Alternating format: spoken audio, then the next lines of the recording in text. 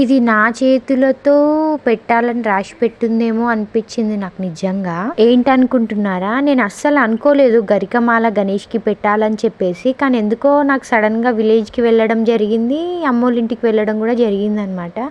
So ఎలాగైనా విలేజ్కి వెళ్తున్నా కదా అని చెప్పేసి గడ్డ అయితే తెంపుకొని వచ్చి గణేష్కి పెట్టాలని అయితే నాకు అనిపించింది.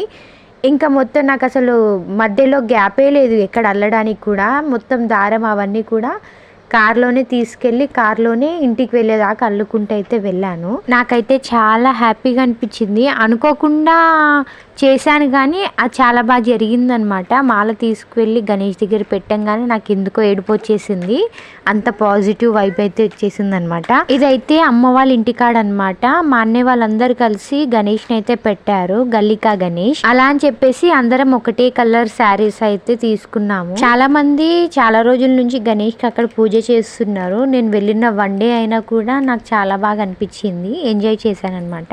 ఇంకా దేవుడికి మాల వేసేసి కొబ్బరికాయ కొట్టేసి అయితే వచ్చేసాము. లాస్ట్ ఇయర్ ఫుల్ గా డాన్స్ చేశాను, కానీ ఇయర్ చేయలేదు అనుకోండి, కానీ ఎంజాయ్ చేశాను. నేను చేయలేదని చెప్పేసి ఇంకా మా బుడ్డోడు చాలా ఎంజాయ్ చేశాడు అనమాట డాన్స్ ని వాళ్ళ తాత దగ్గర అయితే. ఈ గల్లీలో ఉన్న ఆడపిల్లలందరూ కలిసేదంటే ఈ ఫెస్టివల్ కే అనమాట. గణేష్ దగ్గరే ఎక్కడెక్కడి నుంచో వచ్చి జాయిన్ అవుతా ఉంటాము. ఎందుకంటే పెళ్లిళ్ళు చేసుకొని వెళ్ళిపోతాం కదా, మళ్ళీ కలిసేది ఈ టైంకే. కలిసేది ఒక రోజే కదా అని చెప్పేసి బాగా ఎంజాయ్ చేసేస్తాం అనమాట. ఇలా క్యాట్ వాక్స్ తోటి పెద్దవాళ్ళకి రావట్లేదు అని చెప్పి వాళ్ళనే మేము ఫాలో అయిపోయాము. వాళ్ళు ఇలాంటివి చేయడం ఫస్ట్ టైం కదా, చాలా నవ్వేసుకుంటున్నారు అనమాట, సిగ్గు కూడా పడుతున్నారు.